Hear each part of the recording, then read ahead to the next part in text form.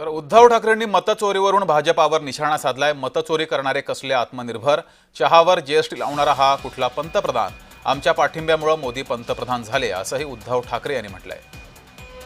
नामर्दाच्या औलादांना मतचोरी करावी लागते असाही हल्लाबोल उद्धव ठाकरे यांनी भाजपावर केलाय। तसंच पंतप्रधान नरेंद्र मोदी यांच्यावरही टीका केली आहे।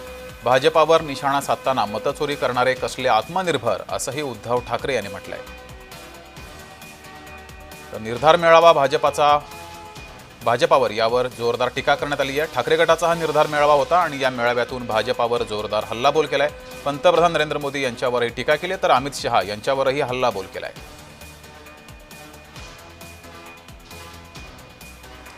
एक चहावाला म्हणे पंतप्रधान झाला, अरे आम्ही पाठिंबा दिला होता त्याला, पण चहावाला पंतप्रधान झाल्यानंतर चहावरती जीएसटी लावणारा पंतप्रधान, हा कुठला पंतप्रधान?